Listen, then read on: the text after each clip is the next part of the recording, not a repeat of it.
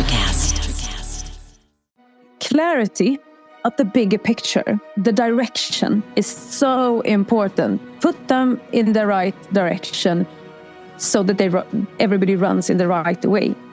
You have to, time after time, make sure that you show that vision, that bigger result. Hi, and welcome to Deep Leadership. I'm your host, John Rennie. Well, I hope all is well with you today. It is another beautiful day here in North Carolina, and this episode is brought to you by our sponsors, Leader Connect, Ignite Management Services, and Liberty Strength.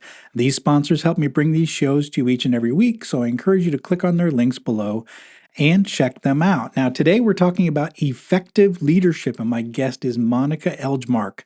Monica is a seasoned Chief Marketing Officer with over 20 years of leadership experience across various industries in the Nordic region. We sat down and talked about how communication, coaching, and adapting to diverse cultures plays a crucial role in effective leadership. Now, this was a powerful discussion that you don't want to miss. So are you ready to dive in? Let's get started.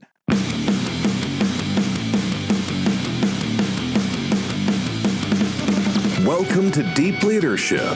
Leadership is a people business. That's the philosophy of your podcast host, John Rennie. As a former Cold War submarine officer who spent 20 plus years leading businesses in corporate America before starting his own manufacturing business, he knows that leadership matters. Are you ready for some real-world actionable advice from John as well as his expert guests? I'm ready. The show starts right now. Welcome to the Deep Leadership Podcast. Today I'm joined by Monica Elgemark. Monica is based in Sweden and has more than 20 years of leadership experience within the B2B and B2C markets in the Nordic region. Her work has covered several companies and industries at the forefront of change and market disruption. She is currently the Chief Marketing Officer at Oneflow, an all-in-one digital contract platform. Monica is passionate about all things digital, marketing, and customer centricity. She also believes that people are the driving force behind any successful business. I'm excited to have her on the show to learn more from her leadership experience. So, Monica, welcome to the show. Thank you. Nice to be here. It is nice to meet you and nice to have you on the show. And I think this will be a fun discussion. If we learn from your experience as a leader. So let's just start us off. How would you characterize your leadership approach? And then maybe talk to us a little bit about some of the leadership things you notice in the Nordic regions, maybe compared to North American leadership. So give us some feel for what leadership is like over there. Yes. We start off with a big question here, what my leadership is, that I can talk about for a long time. But I would say like this, that if I would narrow it down to how I would like to characterize my leadership and also what I've heard as feedback is that I would say clarity. I always see that it's very important to be very clear, show the broad direction, show where we're heading, so that everybody knows that this is the way we are going. And then everybody can feel, yes, okay, how do I contribute to that? I am a very brave and challenging leader. I set high targets, high goals, always setting up a vision and deliveries to reach that. And when I've said that, I would challenge my teams and my peers to, how do we get there? And also, how do we do the changes? How do we make footprints so that we don't end up in more or less doing the same thing as we did yesterday and so on, like all the time striving over, how can we do it better, faster, more efficient, et cetera. And that is something that I would say characterizes my leadership very much. I usually talk about to my teams, I always say, be proud but never satisfied. Quite famous sentence, but I really live with that also, that we should celebrate when we do great things. But we can always become better. The day that we can't do things better, then it's time to retire. And then at the same time, if I set this be very clarifications and brave and etc. I also want to add in the balance of the coaching part of leadership, because you can you can't just pull people and say, this is the way. You also have to get your people with you and make sure that they are running in the same pace, in the same direction. How can you get them to get their mandate, feel that they are accountable for their part, and also getting them to want to run with you, not forcing them. So those in combination, I would say. And I have a last thing that I would want to add to this, which is so important for all the other parts, and that is trust. That I have to gain my employees' trust so that they believe in me as a leader, in believing in what I'm showing them their direction, challenging them, setting these high targets. But at the same time, I also have to show them that I trust them in their way of working, in their way of solving our problems, our challenges, and what we have to do. Because that's how the relationship, leadership, and team member, according to me, has to look like for a very positive and efficient way of working. Yeah, what it sounds like, what's interesting is what I'm hearing is there's really two major elements. One is the mission, the objective, right? And then it's the people. And what I love what you're saying, it's a connection between the two. So we have to achieve the goals. We have to be aggressive. We have to be brave. We have to be challenging. But we're going to do it in a way that we're going to bring everybody along for the ride and make sure that everybody's going to be with us on the journey. So you're combining the mission and the people to get the job done.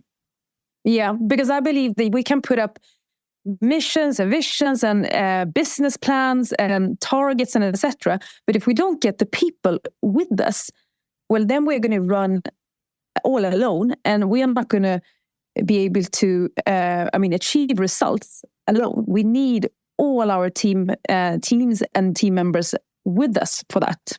Yes, absolutely. I love that.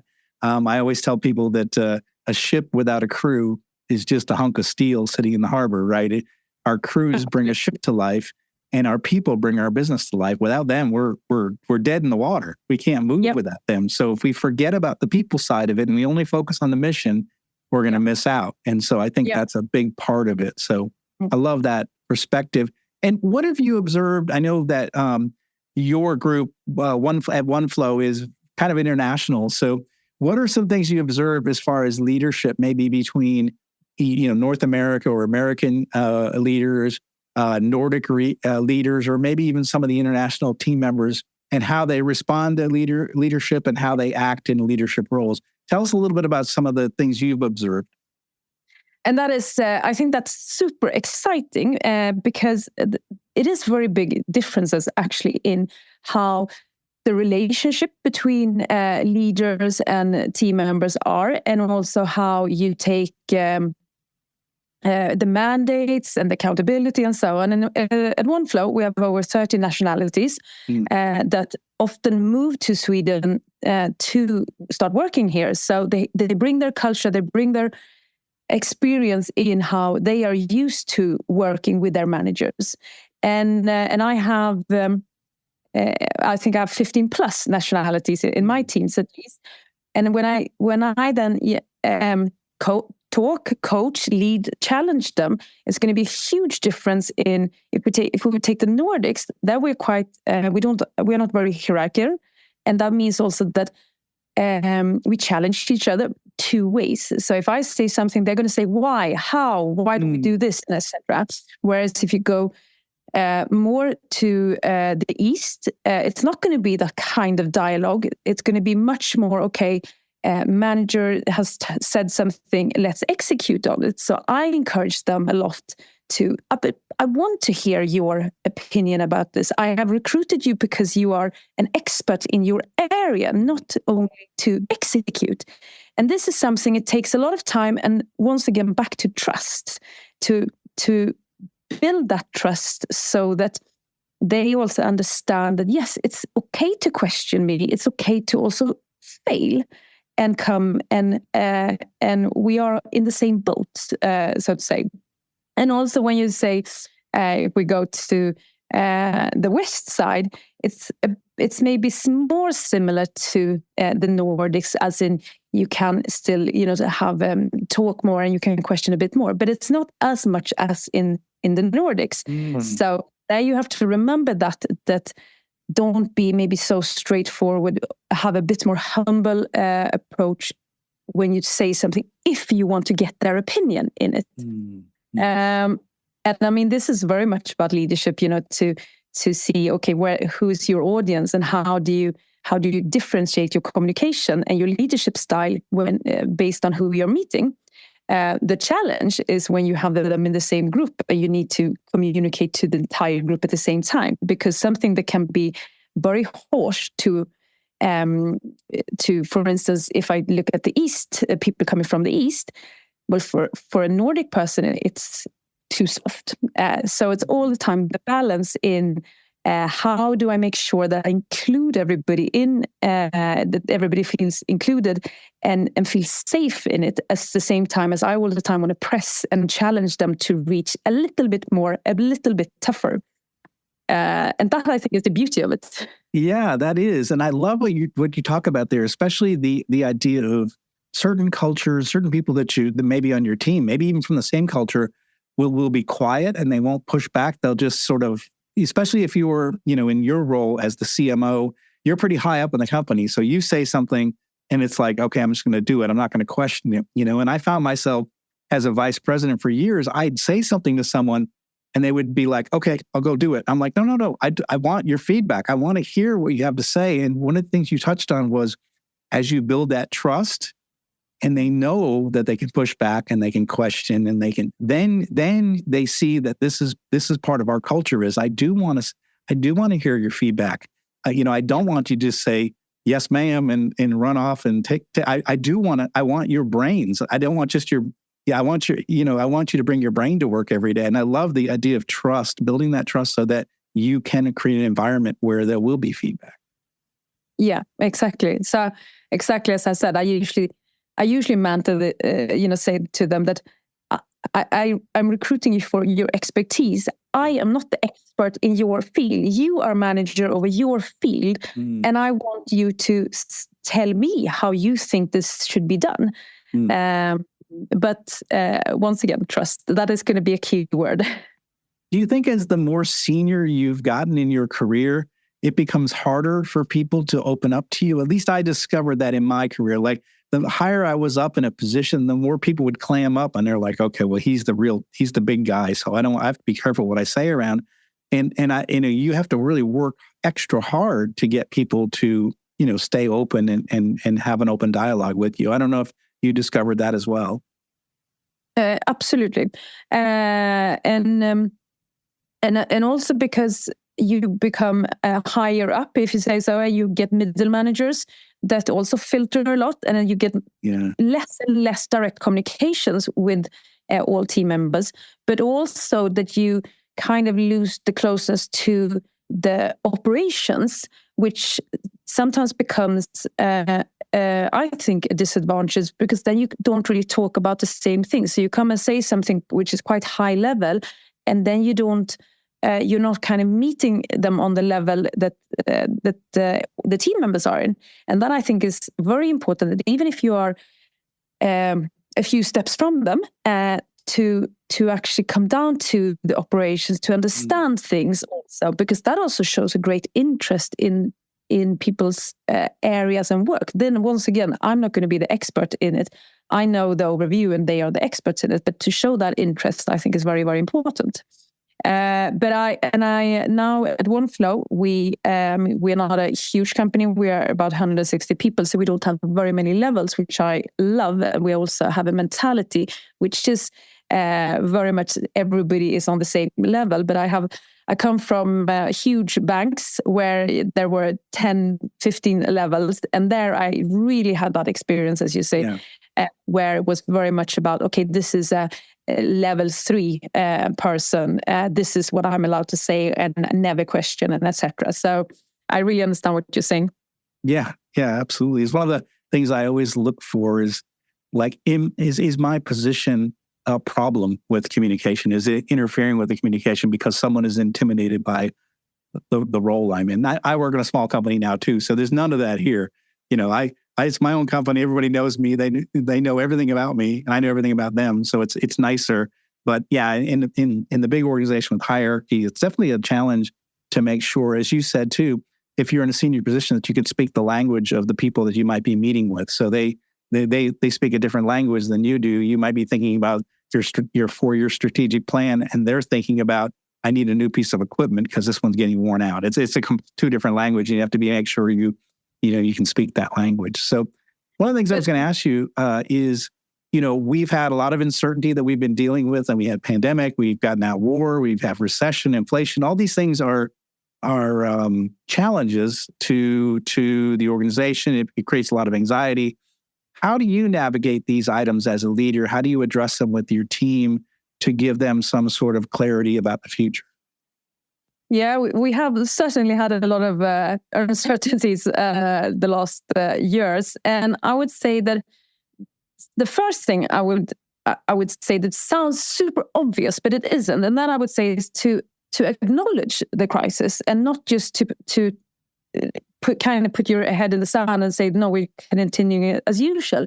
To actually say, okay, this is the situation. This is what we have. To just put that on the table and then acknowledge that we have to do something about this.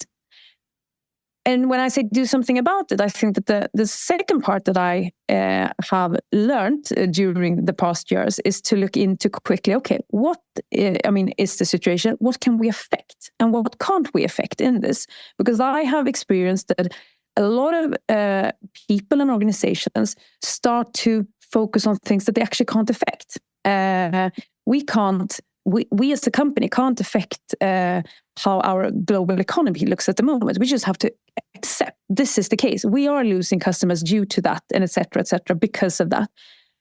Let that be then, and look on what can we affect, and how can we, based on the situation today, and look at what we can affect, and also then do a new a game plan based on that. So focus on what you actually can affect. And then create that business plan based on those conditions. Something that I also have learned and experienced during these past years here is that, when something happens, you have to be very quick. You have to, the new circumstances, the new situation, okay, this is it, create a plan and run. But do not lose the bigger picture of it. Like, what is actually the company's overall goals? What is our core values, for instance? Make sure that we stick to them and then change. Make sure that we have a plan, but don't run too fast that we lose the grip of it. And then we'll look back 2 years later and say, oh, wait a second, we lost what our company actually is about and what we want to deliver. Because it's so easy to start to focus on all the details that you forget the long-term goals, even if they have to change sometimes, but that you have them all the time top of mind. And especially, as I said, the core values that for me is the heart of the company. So those are things that I really would say that you have to think about in all these uncertainties, to acknowledge the crisis, make sure that you look on what you can affect, and don't forget the bigger picture and the base of the company and the core values. We'll be right back after a quick word from our sponsors. As a leader, you're responsible for the mission and the people assigned to you. Regardless of the size of your team, employees are depending on you for their lives and careers. For the sake of your team and the people who entrust you with this role, you need to master the skills to become a great leader. Best-selling leadership author John Rennie is proud to introduce the Qualified Leadership book series. This new series teaches you how to become a people-centered leader. Great leaders know that employees who are respected, appreciated, and allowed to grow will go the extra mile. These books provide real-world leadership wisdom written from a hands-on perspective. If you want to be a more effective leader, this is the one book series you should read this year. This 3-book series contains the following best-selling leadership books: I Have the Watch, You Have the Watch, and All in the Same Boat, for one low price of $39.99. Begin your journey to become a leader worth following. Go to johnsrennie.com and get your order in today. This episode is brought to you by Leader Connect, a leadership training company and video platform founded by the leadership book author and Deep Leadership Podcast guest, Neil Jerd. Leader Connect is a video and podcast streaming platform for leaders and teams. Watch it alone or as a team, and each video supports you and your team, allowing you to improve performance and build a great culture. Join hundreds of experts and learn about leadership, planning, public speaking, team building, mindfulness, and a range of other subjects that will help you lead well and build a great team. I'm proud to say that I'm one of the experts on this platform.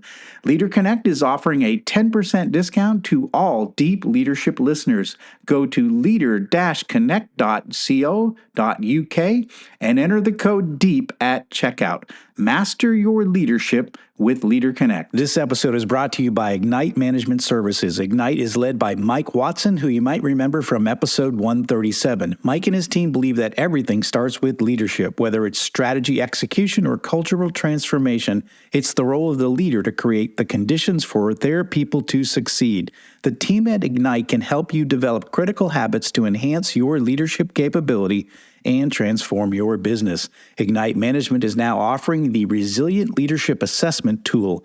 This is an online questionnaire designed to assess and guide leadership development, coaching, and team building. It provides leaders an opportunity to gain insights into their leadership strengths and development needs. After taking this assessment, you will receive a custom, detailed report that provides practical and actionable recommendations to enhance your effectiveness. I have taken this assessment myself and found it to be extremely valuable in helping me make changes to my leadership approach. Right now, Ignite is offering 15% off the price of this tool to the Deep Leadership audience. Go to ignitemanagement.ca and enter the code START15 at checkout to get started today. Life is hard, but finding a really great podcast makes the days go by so much easier. Hi, my name is Blue Telusma. I'm a writer, an emotional intelligence coach, and the host of Humanize with Blue Telusma, a podcast where we believe that when you humanize everyone in the room, a great conversation is almost guaranteed. Join us every week here on Electricast as me and my guest co-hosts unpack big topics and interview even bigger personalities with a sense of humor and a dash of mischief. If you're looking for a new best friend in your head, we've got you covered. Electricast. I love what you say there because I think change is difficult. Anytime we go through change, it's difficult. And even positive change, even if you say, oh, we're going to double our workforce, right? That's still change and it's still difficult for people to deal with. So uncertainty, change, it's always hard. What I think I like what you said is you tell the people, here's what's not going to change. Here is our core values. This is what's really important to us. And this is what's not going to change. Yes, we're going through some changes. Some of these things are under our control. Some are not. Here's how likely our scenario, how we're going to get through it. But here's our values and here's what's not going to change. I love that because it gives people a firm foundation to hold on to in the midst of change. And I think it's really important anytime we go through any change process is to tell people what is going to remain the same so they have something to hold on to. Because we don't know what to hold on to when we're going through change. And I think that's a really important lesson. So thank you for sharing that. I think that's a really powerful thing that you said. And then, of course, communication. It's especially in uncertainties. It's communication all the time. Make sure that everybody feels that they have enough information to do their job. And that doesn't mean that we have to know everything, but what we can inform, tell, communicate, do that. Be transparent and honest, and also be transparent to say when you don't know also, because nobody expects management to or a board to know everything, but to say and be humble and say, this we don't know, we haven't figured this out yet. That also gives a security and stableness to employees to understand that, okay, we know X, Y, Z, but the last part we don't know. And you're telling us that, and that gives us a stable ground to know. And when you know, then you communicate that. So I actually say to be able to be so humble and say, I don't know this. That is also a very, very strong leadership. Then always try to have answers on everything. Yes, I like that. There's oftentimes we have to say, I don't know. So, and that's hard for leaders because we're supposed to have all the answers, but sometimes we don't know. And I think that's actually showing true transparency when we don't know, and we're gonna, and it, and as the situation evolves, I will let you know. But right now, I don't have a feel for it. That's the way I felt during COVID when it was first starting. My employees said, "Are we going to have to shut down?" I said, "I don't know. I don't know right now, right?" And then we will, as soon as I know, I will let you know. And as soon as we figure it out, I'll let you know. But right now, I don't know. The state could shut us down. I don't know. So it's kind of a hard thing. So I think being honest is a great way to approach that situation where there's unknowns out there for sure. One thing I was going to ask you, you've worked in a lot of different industries, a lot of change, a lot of cutting edge things that are happening. How have you developed your own personal leadership skills? And maybe you could share some lessons that you learned over your career that's helped you to be more effective now. Yes. So it's a combination of experience. And I mean, I have most likely done so many mistakes that I've had to learn from. What I learned, so a very wise person told me once said, create your own leader vision. How do you want to be as a leader, and how for yourself, and how do you want to be interpreted as a leader? And this is something that she told me a long, long time ago, and I did this. So I set up my own vision for how I want to be. And this is something, as I mentioned before, if we would talk about the core values, this is my leadership values. And that is something that I always stick to when I have to take really tough decisions, when there are conflicts. I mean, there are always challenges in being a leader in a company that's going very quickly. So that is something that I learned to do, and also to make sure that I have a game plan for it. The second part that I do, that I've also, through maybe not knowing really who I am from a leadership perspective, I have worked a bit in learning to understand my strengths and weaknesses in my leadership and make sure that I use them in a good way. And what I mean with that is, for instance, that one of my weaknesses has been that I run super quickly when things happen and jump on it very quickly. And what I learned was I didn't get my people with me. So I ran there all alone, and they were left on the benches that we don't understand what we're doing. Why are we doing this? And what are we supposed to achieve? And etc. So then I took my weakness, learned how to handle it, and changed it to my strength instead. And that's something I believe that you as a leader, you're so focused in coaching other people, making sure that they develop and etc. And often you forget your own development in leadership. And this, I believe, is a lot of actually taking time to analyze yourself also. How do you act? Why did you do that? How do you want to do this?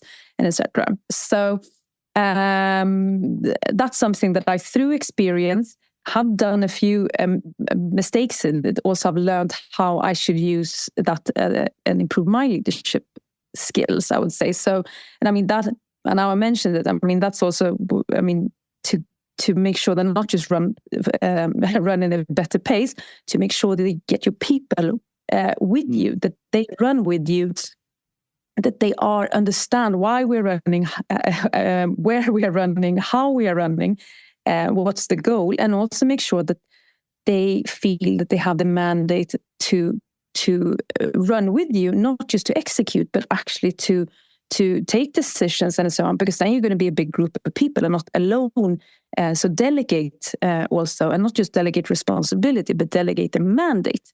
I think is very important. It's funny what you say, because I smile, because that's one of the biggest problems I discovered in my early days, is I was running fast and running too fast. And, And I always say that if you're not a leader, if you turn around and you look, there's no one following you. And so I think my team couldn't keep up with the pace that I wanted to move at.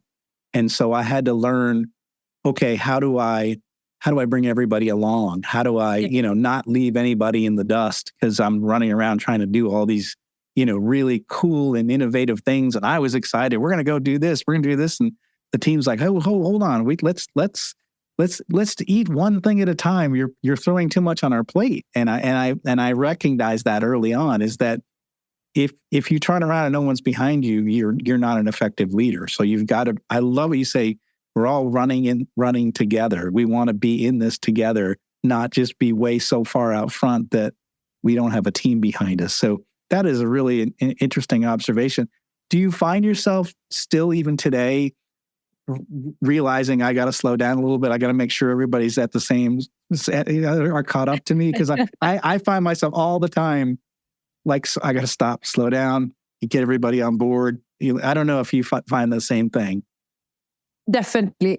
And absolutely. And especially when, there can be piles of things in my head that I've been processing, and then we are running. And then it's about, okay, but as you say, you have to get the other people on board because they just got 2 minutes. I got much longer time.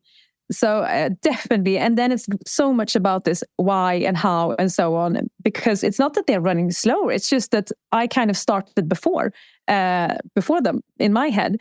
So I usually try to think about having my teams kind of in front of me, pushing them instead of in front and pulling them, and they don't understand what we're doing. So if I can't get them forward, well, then I'm not going to get forward.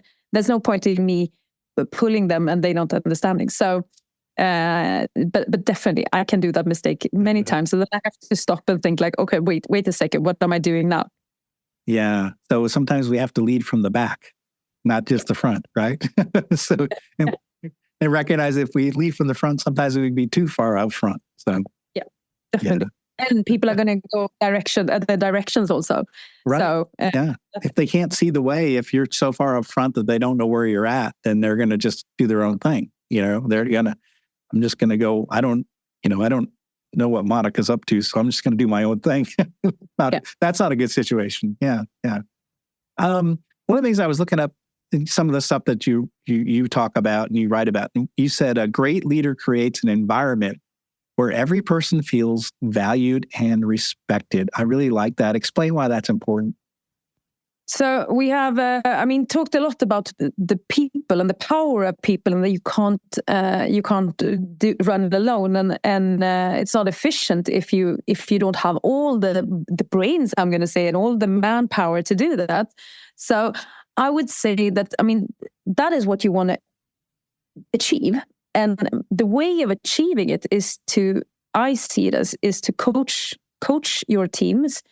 To think for themselves, to find their ways. You can show the direction, but I think also it's very important that to let them find the way to achieve the goal also, because that's the way that you can coach them.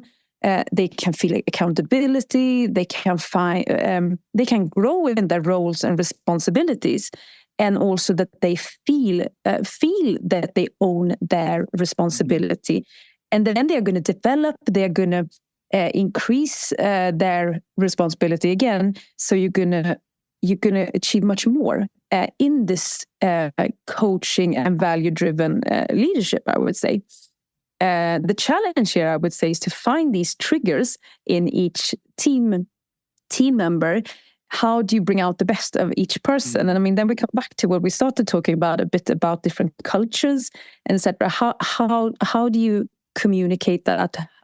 How do you find those trigger points? But I would say very much from how do you make the most out of each person? And that is for me extremely important. And also from this coaching perspective, it's the balance of showing the direction and also making sure that they do their way in their work. Because repeating myself a bit, but we have recruited them because of their experience, of their brains, and etc. And then we have to make the most out of it. It's so easy to just say, do exactly this and that, but then we're not making the most out of them. Yeah, we hired you to be super creative. Let's be creative together. Yeah, I think that's always a disappointment when I hear of companies hiring super talented people and then telling them what to do in every circumstance. They never get to bring their full self to work.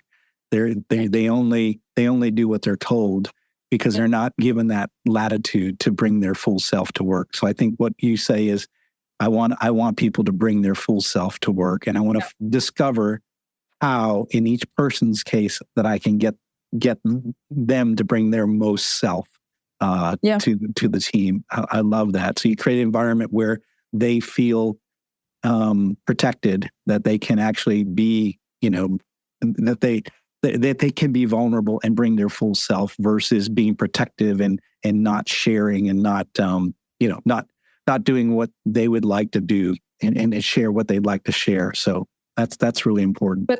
But the important part here is, I mean, when you say that as a leader, also to say, oh yeah, but I want to hear your thoughts and I want it to be your way. You also have to, as a leader, accept that it's maybe not the way that I would have done it. Yes. That's not a bad way or wrong. It's just another way. And that is very important, that you as a leader can stand for that, because you can't say, I want this from you, but by the way, I want you to do what I want. It becomes very contradictory. So I think that's super important in the leadership to fulfill that, and also to accept that we sometimes fail and fail fast. And then what did you learn about that? And then go forward, because that's the environment and culture you need to do in order for each employee to do their best and do their most, I would say. Yeah, I love that. If you want to be open to employees sharing their ideas, you have to be willing to say, we're going to go with your idea, even if you think your own personal idea might be better, because it shows that that's our culture. We're going to listen to the ideas of the people. We're going to implement some of them. Maybe they don't work out, but we're listening and we're trying. And I think that's a mark of a great leader, not having to be right all the time, and allowing your people to bring their ideas and using their ideas from time to time. That it's like, all right, that sounds like a good plan. Let's do it. And I think sometimes you surprise employees and you say that. You're like, really, man? Let's go. This is your idea. I like it. Let's do it. And I think that says I care as a leader. I'm listening to you, and I want to give you an opportunity to shine. And that's a powerful thing as a leader, to do that. Very. It requires a lot of courage, I would say, to do that. Yes, it does, because we don't like failure. We want everything to go right. But sometimes we need to allow our employees to spread their wings a little bit and use their ideas. And if we don't do that, we miss out on opportunities to basically pave new ground. If we only go into it with just our brains and our ideas, we're going to be ineffective. We want to bring the full wisdom of the team to solve problems. And I think oftentimes we think we know all the answers, but I'm always shocked and surprised at what I learn from people, and their ideas, most cases, are better than my own ideas. And so you have to allow for that. You have to allow those opportunities for those ideas to bubble to the surface. So I love that you brought that up. Very, very important. What final message would you like to leave with our listeners right now? So I would say, we have talked about many different areas here, but I would say that clarity of the bigger picture, the direction, is so important. Put them in the right direction so that everybody runs in the right way. And you can't repeat this too many times. I have learned. You have to, time after time, make sure that you show that vision, that bigger result. And also the people. Make sure that you have the people with you. It kind of goes hand in hand with what I said, but we talked about the speed, the clarity, the communication, the trigger points also, and let the employees bloom in their roles. So make sure you have the people along, explain, engage, and create the clarity. I think is so important. And then I really want to encourage everyone to create your own vision over how do you want to be as a leader. That has helped me so much. Put out these keywords and then a plan over how you want to achieve this also. And then go back to that on a continuous basis to see, do I actually act as how I want to? Sounds super obvious, but it isn't. Right. So that's going to be your leadership values. So those three I would like to leave this, not lead the conversation I was going to say, but like finalize my messages I meant. Yeah. No, a powerful message. Again, listeners, you're listening to an experienced leader share her keys to success and how she's been effective as a leader in leading teams, doing really difficult things in a difficult economy. And I think you're learning a lot of things that you can apply yourself, and if you want to be better and more effective as a leader. So this has been fantastic. Monica, how can people find out more about you and your company? So I work at Oneflow. So I encourage, of course, everyone to go into oneflow.com. We are located in the Nordics and Europe, but we are also now going towards the US, which is super exciting. And then follow us on LinkedIn. We show definitely how digital contracts that is serious can be also very entertaining to take part of, and how that's going to help you. And me, you find also on LinkedIn if you want to read more about me or listen to other podcasts that I have been part of. Well, that's fantastic. And we're going to put links in the show notes for all those resources. And again, leaders, hopefully you are learning that it's a holistic view about leadership. It's the mission, it's the clarity of the big picture, but it's also getting down to the people and building trust, listening to your people, knowing what their trigger points are, knowing how they're motivated. It's these two big things. It's the mission and the people, and you have to have skills in both areas. And Monica has laid it out very clearly to us as to how she's doing it and how she's been so effective. And I really appreciate, Monica, you coming on the show and sharing your journey, sharing what's worked for you and the lessons you learned along the way, because I think it's going to help all of us become better leaders. So I appreciate you coming on the show and sharing your journey. Thank you so much. It has been so nice having this talk together in this very interesting topic, I think. Absolutely. I've enjoyed it very much. So thanks again. Thank you. Well, that's it for today. Thank you for listening to Deep Leadership. If you like this podcast, please subscribe and share so we can continue to build a world with better bosses. Until next time, this is John Rennie saying take care and lead well.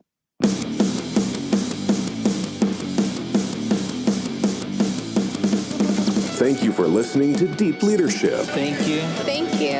Thank you, thank you, thank you for all you do. We hope you enjoyed today's episode. For more information and updates, please visit our website at www.deepleadershippodcast.com or johnsrennie.com. Until next time, take care.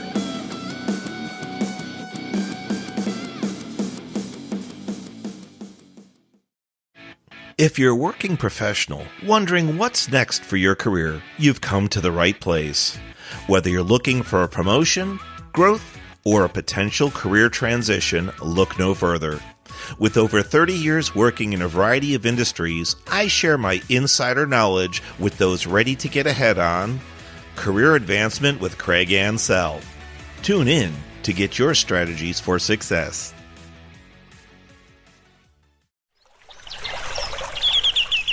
Are you passionate about saving the planet for future generations? Do you want to learn how to do it? If yes, then you need to tune in to the Nature Backed podcast. It's a talk show covering the changing world around us, from renewable energy, sustainable agriculture, circular economy, to ESG and social innovation. Don't miss this opportunity to discover how you can join the movement and make a difference. Subscribe to the Nature Backed podcast today on your favorite platform and get ready to be amazed.